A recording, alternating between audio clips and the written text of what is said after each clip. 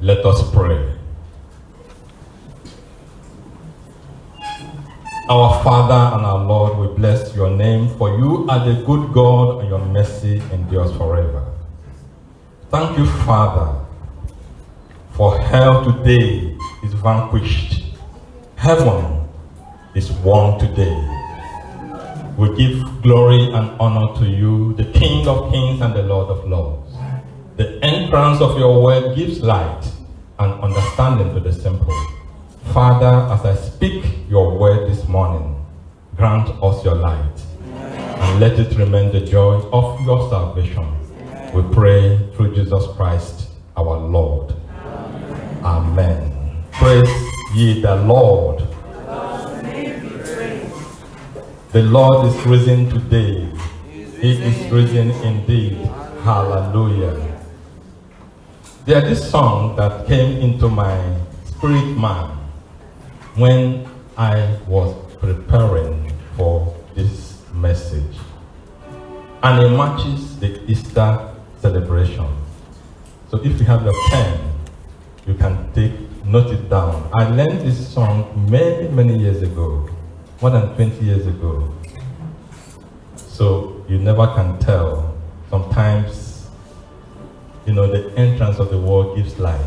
So when God's word enters into your spirit man, that's the best that can happen to you. You say, hallelujah, Jesus is alive. Death has lost its victory, and the grave has been denied. Jesus lives forever. He is alive. He is alive. He is the Alpha and the Omega. The first and the last he is. The curse of sin is broken. We have perfect liberty. The Lamb of God is risen. He is alive. He is alive. Hallelujah. Jesus is alive.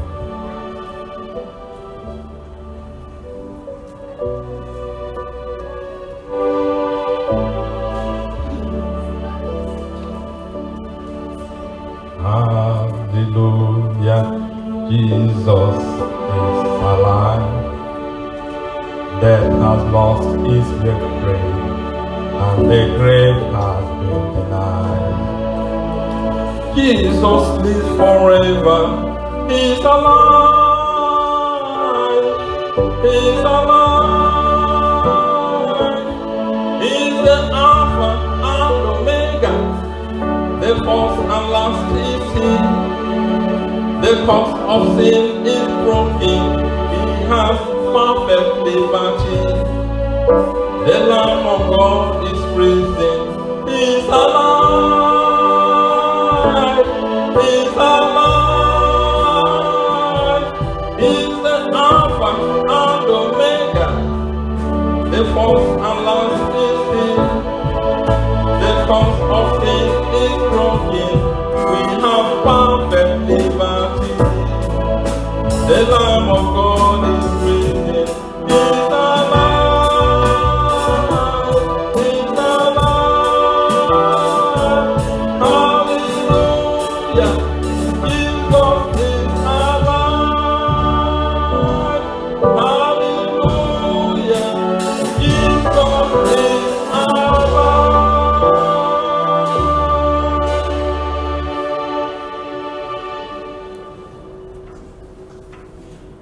Jesus is risen. He is risen indeed. Hallelujah. Today is the day of joy. I don't normally make assumptions. So I don't want to assume that we all know what today is. So for the sake of our children here, let us understand that we are on the same page. So I need a volunteer among our children to tell us what today is. Today is not one of those Sundays. So who? A hand up. Okay. Let me go to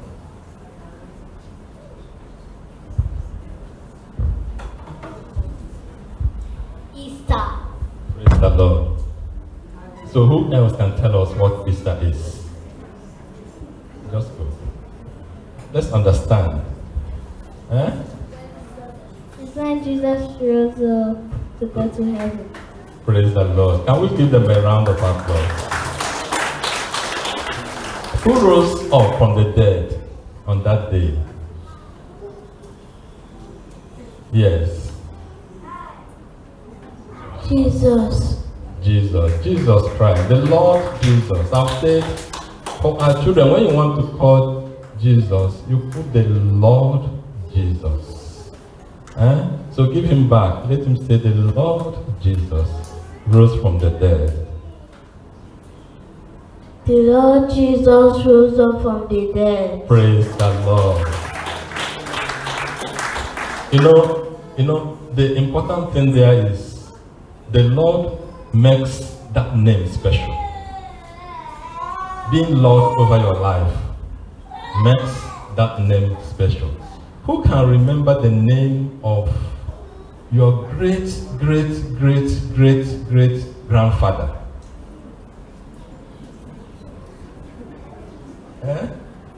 I said 5. Great grandfather. Who among us can remember?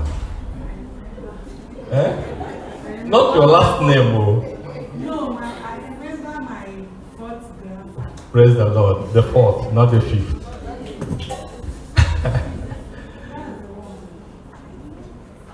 You know, there's this story.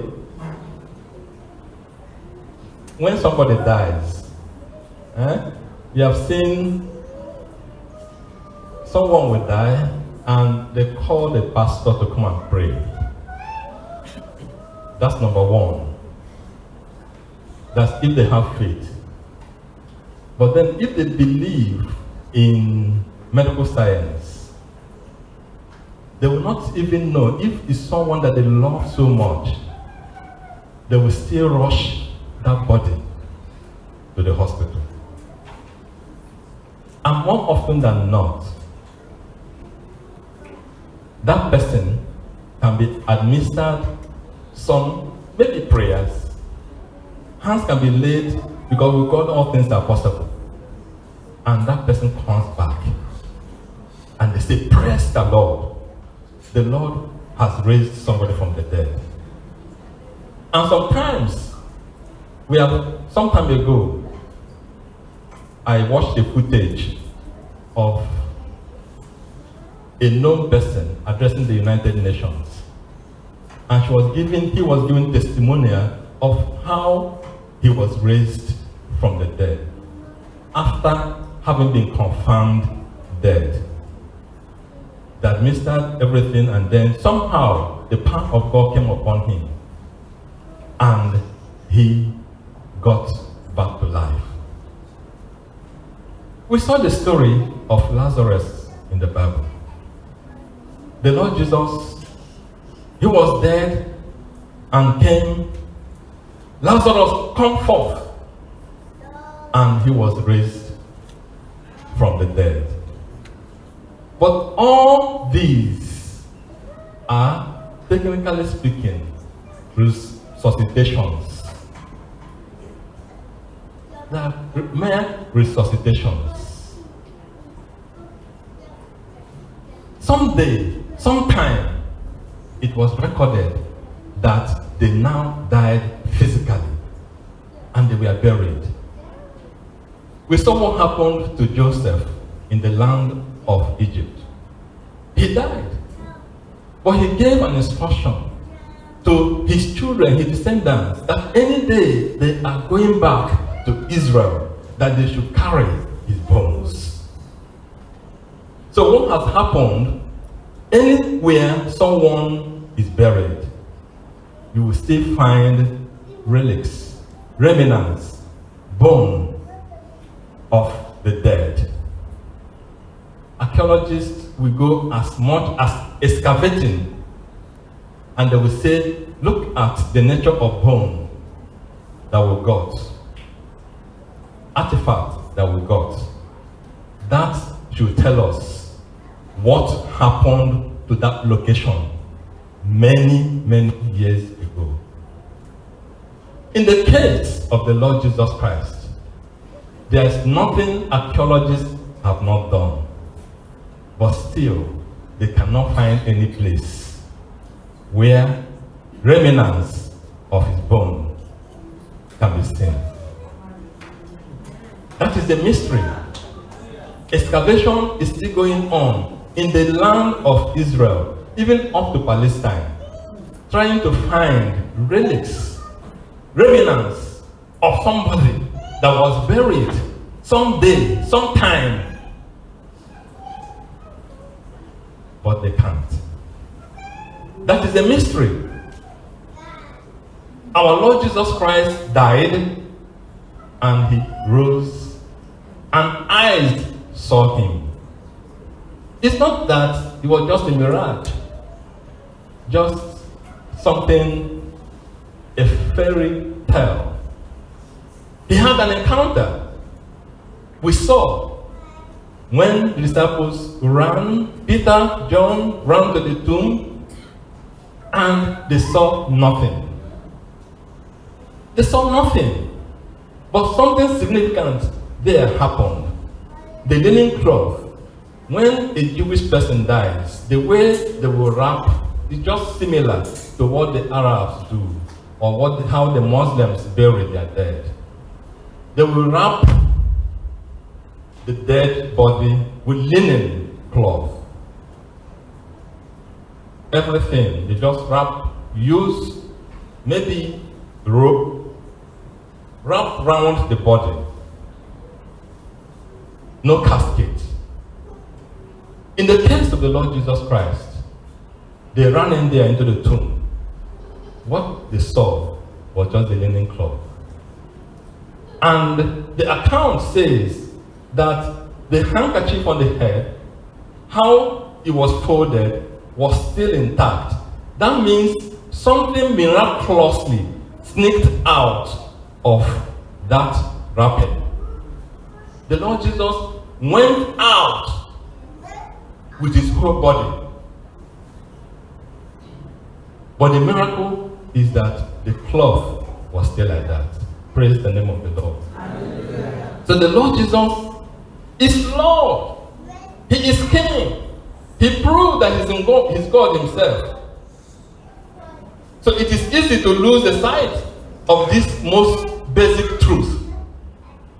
Over and above everything else, the resurrection is the event that establishes that the Lord Jesus Christ is still alive. That is it. The Bible also pictures the Lord's death as a turning point in the war between God and evil.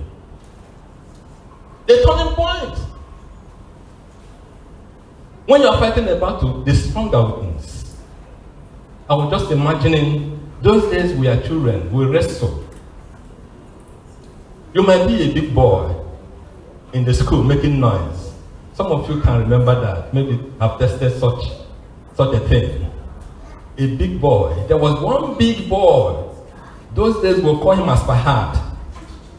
Aspahad will terrorize everybody in the class. People were afraid of Aspahad. But one guy, a small boy, who had courage, one day challenged Aspahad. Aspahad came and the guy challenged him. Before you know it, the guy carried Aspahad on the floor. The whole school went, why? This boy? After that day, Aspahad became like ice water. Became like ice water. So in a battle, the stronger force is what is important. And that's what the Bible says, that you cannot go to a strong man's house. You want to disarm the strong man's house, you must first dislodge him. You must first dislodge him. Not on your own physical strength, on the power. The same power that raised our Lord and Savior Jesus Christ enters into you. As for how nobody knew that the guy was just like a felele. just like that. The guy had mouth, was just talking. But the boy had the strength of David inside of him. You come against me with javelin, with bones, with arrow. I come against you with the name of the Lord Jesus Christ. So that was the battle. For any nation to defeat another, you must show that you have a stronger force. You must show it that you have a stronger force. Even when that nation brings out a force, we saw it happen in North Korea. We saw it happen in North Korea. Kim Jong, he proves that we have it. What America you say you have? North Korea said that we have it. We have a nuclear weapon that will destroy you. But I remember some time ago, I think sometime in June, the President Trump had a meeting with the North Korean president somewhere in Singapore. And nobody can tell us what they discussed. You have this, but look at the things we have. They are using a technology that we invented. Yes, you have that, but if you try one thing, see what we do to you. A stronger force. So show that he is stronger. So, of course, America had to tell him. They had a peace accord, of course, for peace to reign. But we know for certain that's similar. The Lord Jesus is dead. It's the turning point in the war between God and evil. Evil's worst weapon is death, which is why so many people are scared of death. Each one of us. People are scared of death. Nobody wants to die. We all want to go to heaven. We are apprehensive of death. You can go on diet. You can make sure anything. Whatever the doctor tells you to do, you observe it. So that nothing happens to you. So if the Lord Jesus were to conquer evil, he had to disarm death itself. And that's what he did on the cross of Calvary. Praise the Lord. Amen. The only way the Lord Jesus could disarm death is to meet it head on, personally. Not through Peter, not through the mother-in-law, not through John, or any of his best friends. That is what happened when he was executed. The Lord Jesus Christ shared in our humility, in our humanity, so that by his death he might destroy him who holds the power of death. And that's why somebody, a small boy that knows his onions as a Christian, the devil will come against you and he say, I use the name of Jesus against you. In the dream, you shout the name of Jesus, and something that is seemingly powerful crumbles on the floor. Because we know the power, the greatest power. He said the name of Jesus is the mighty power. The name of the Lord is a strong tower. The righteous runs into it and is safe. When you know the name of the Lord, you use it and it does great and mighty things. So what is invariably does, the same power that resurrected Christ from the dead enters into you. That same power enter into you today. In the name of Jesus Christ. Amen. As the Lord Jesus died, it seemed as though death has triumphed. Yet the battle was not over. The Lord Jesus' resurrection is the vindication that the Lord Jesus fought and won the battle against evil and the cross. It was impossible for death to keep its hold on the Lord Jesus Christ. Praise the Lord. Hallelujah. The Lord Jesus Christ is alive today. And that is a very important thing behind our Easter celebration. That's why many of us have gathered here today, just to celebrate the risen Jesus. We worship a risen Lord, the living Savior, who has promised to give immortality to all who believe in his name. That's what God has promised you. To give you immortality. If you believe in him, no longer do men and women need to stumble in the fog and the darkness of hopelessness. Just trust in the Lord. A light shines brighter than the noonday sun, offering hope to everyone who has been born again. The Lord Jesus promised, I am the resurrection and the life. He who believes in me, though he may die, he shall live. And whoever lives and believes in me shall never die. The Lord Jesus Christ ascended into heaven and sent his Holy Spirit to order our steps. He, being the Almighty God, came and to live inside of us. That's the greatest thing that the Lord Jesus did for us. So as you are, Christ is dwelling inside of you. Dearly beloved, having realized that the Lord Jesus had been raised from the dead and alive, we are therefore enjoined to see the big picture. You have to see the big picture in his resurrection, in his rising again to life. The Lord Jesus' life shows us what God is like. What God is like. It's not something just with human wisdom you can fathom. It's not like just a human person.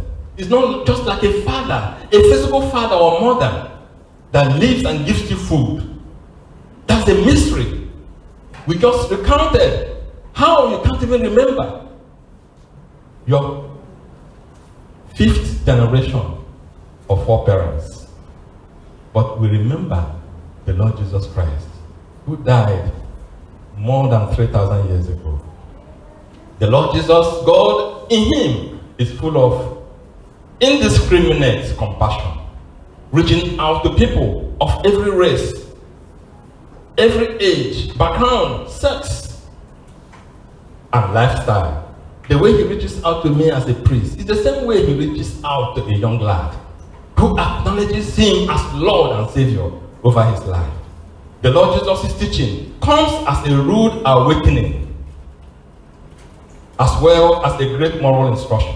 He gives the verdict that we are all spiritually dead because we have rejected God's rightful authority over our lives. The Lord Jesus' death was the climax of his mission. He died as an innocent man, taking the punishment of the guilty. He took my punishment. He took your own guilty. We all are guilty. The Lord Jesus' death, he took it to the cross. He took my guilt to the cross. He took your guilt to the cross. Healing you, bringing you deliverance, bringing you salvation, which I always say remains a total package. The Lord Jesus' resurrection is the best explanation for what happened to him after his dead body was put in the tomb. It is also the only explanation for the radical change that occurred in the life of his followers. The radical change that even happens in the life of the church is as a result of the Lord Jesus' death. Without his death, we can't feel the way we are feeling today. The Holy Spirit will not have come down to us. The disciples didn't do much when the Lord Jesus was in their midst, but they could do exploits because of the incoming, indwelling presence of the Holy Spirit. The Lord Jesus will come again to bring this world as we know it to its fulfillment. Yes, the Lord Jesus will judge everyone fairly. He will not discriminate.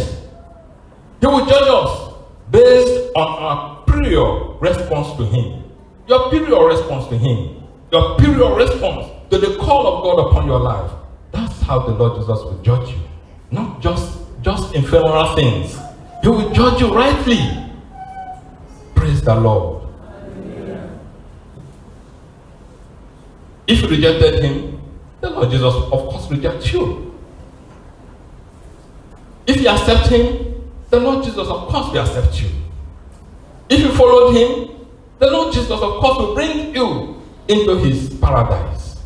But if you rejected him, you are on your own. You walk to hell on your own. But my prayer for each one of us this day is that we accept the Lord Jesus Christ and follow him all the way. God longs for us to know him with deep and active passion. Just hear this, not just casual knowing him.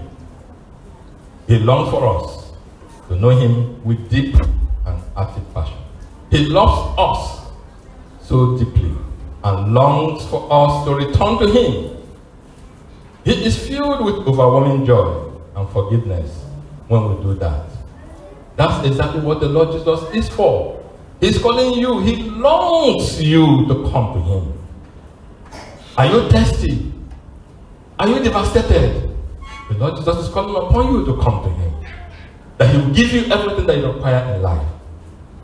I therefore urge everyone under the sound of my voice this morning to respond to God. Declare to yourself, I will respond to God. I will respond to God. The Lord Jesus Christ asked each one of us on this momentous Resurrection Sunday to make a momentous decision to respond to him. He used two phrases that summed it up: repent and believe in the good news. And then he said, follow me. Literally speaking, the word repent has to do with change of mind. Has to do with change of mind. Have you been doing something that ordinarily you know is not right? You repent. It doesn't exclude anybody. You repent. So when the Lord Jesus is telling you to repent, he is telling you to change your mind. Declare to yourself, I will change my mind. And I will glue unto the Lord. Change your mind. Change the direction of your life and follow him. Repenting takes great humility. It takes great humility for you to repent. It's not something somebody will be proud about. A proud man finds it difficult to repent. A proud man finds it difficult to say, I'm sorry. Everybody is inclusive in repenting. For the Bible says, all have sinned and come short of the glory of God. If you say you have no sin, you are deceiving yourself. The truth is not in you. But when you sin, acknowledge the Lord Jesus Christ and come to him. He is faithful and just, and he will forgive you. The Lord will forgive us. In the name of Jesus. Concerning your case, the Lord will be faithful and just to meet you at the point of your need and grant you forgiveness. In the name of Jesus Christ. I am not excluded. As I prepare a message, I preach to myself. I preach to myself. Each time I prepare a message, I will ask God, after preaching this message, Father, I will not be a castaway. That's my prayer for myself. So I purge. I ask the Holy Spirit, just like David said, purge me with hyssop and wash me clean. That's what I daily do. Each time I come to church, I ask, Father, purge my life with hyssop. Wash me with the greatest detergent and make me clean. So that after preaching your word, I will not be a castaway. I give you this short testimony.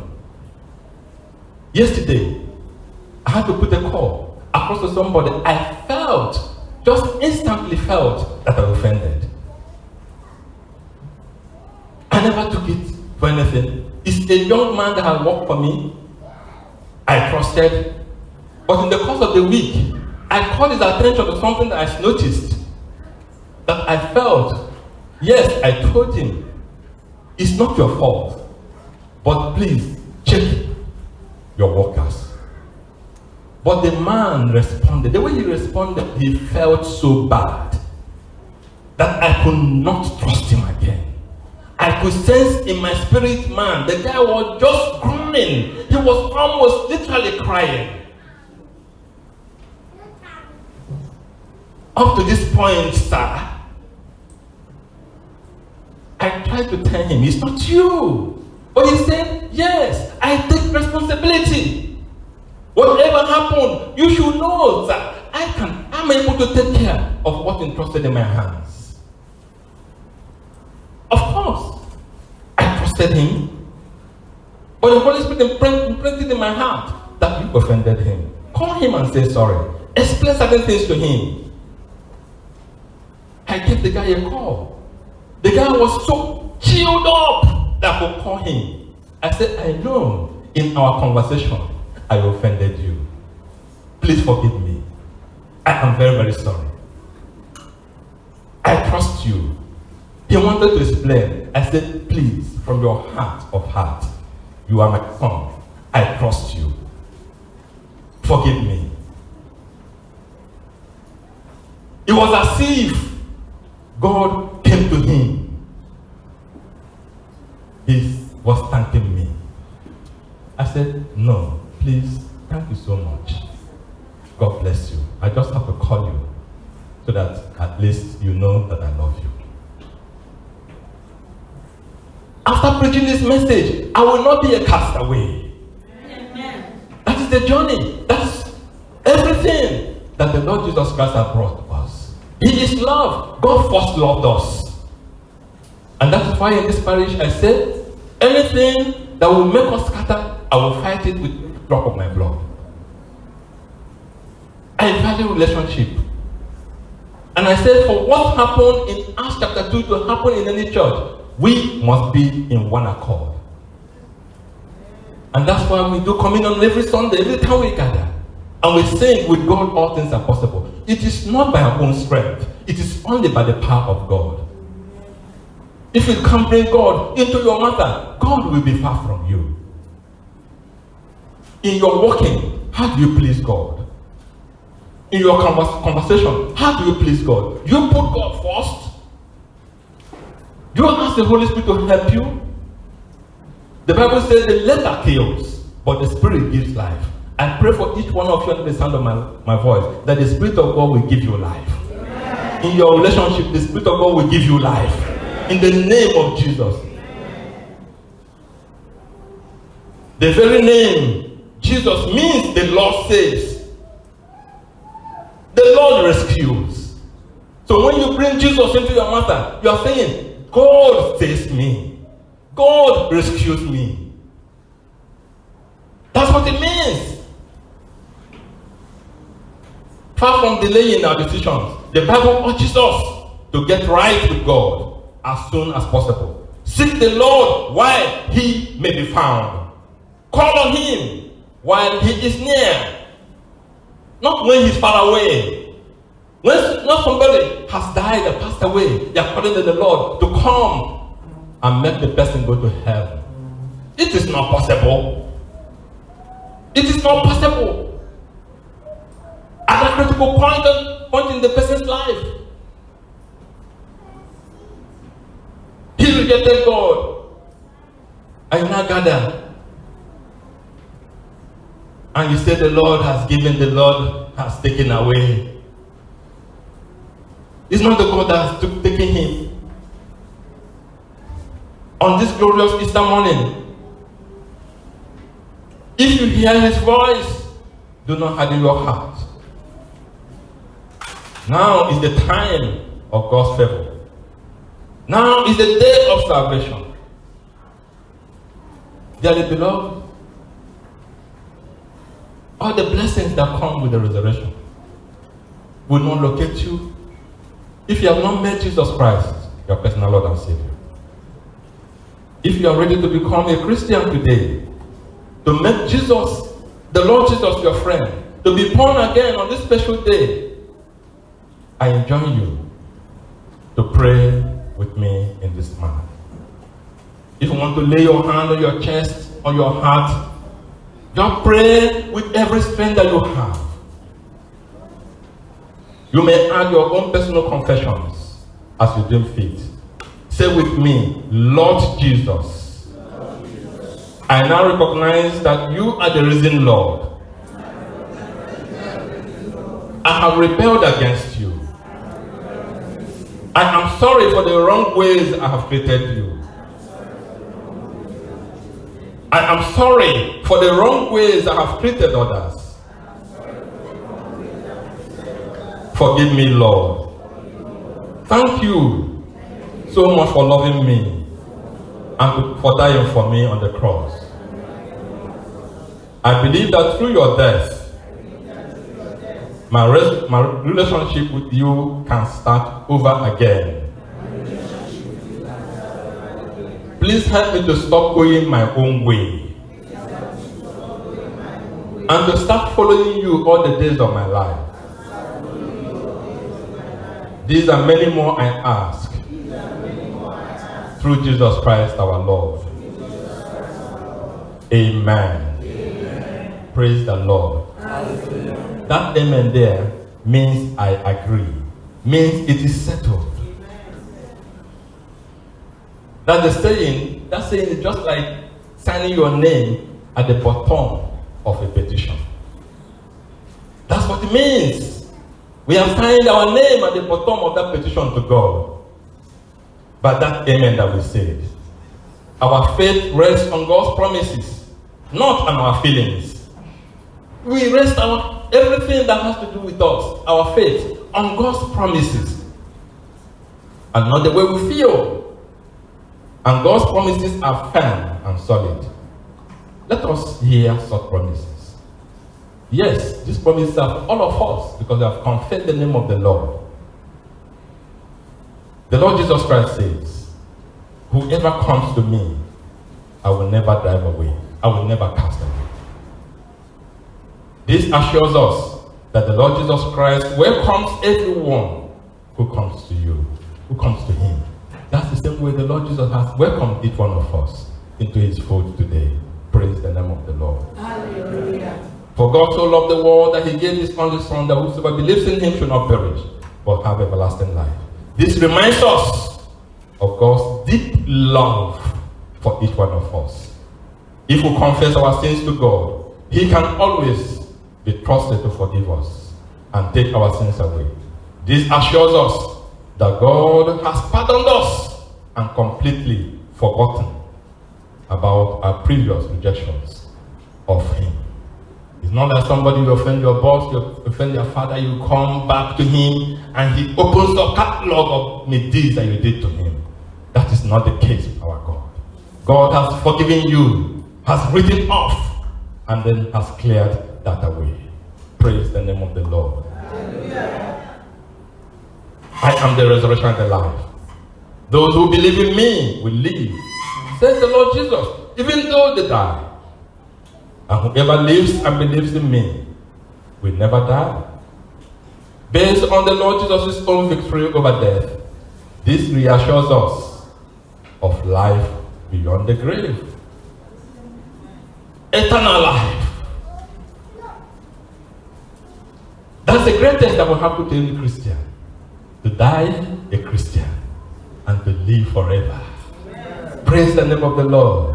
That will be our portion in the name of Jesus Christ. Amen. On that day we shall all gather in heaven and be singing Hosanna, singing glorious things to the King of Kings and the Lord of Lords. Amen. Is the Lord Jesus Christ dead or alive? I ask you.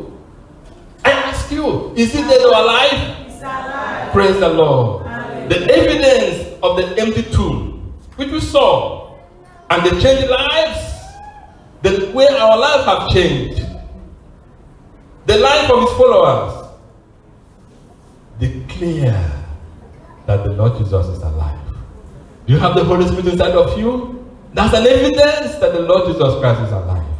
He is in heaven interceding for you, praying for you, asking the Father, look at my son, look at your servant, see what he has done for me, see what he has sold himself out to please you. Remember him for good. Bless him. That's what the Lord Jesus Christ is doing in heaven. I say to each one of us, congratulations on this faithful day. The Lord Jesus Christ lives. He lives. He lives. The Lord Jesus Christ lives. Hallelujah. The Lord Jesus Christ lives. Death lost its victory. The grave has been denied. The Lord Jesus Christ lives forever. Yes, He lives. Can you shout, He lives? He lives. Praise the name of the Lord. In the name of God the Father, God the Son, and God the Holy Spirit.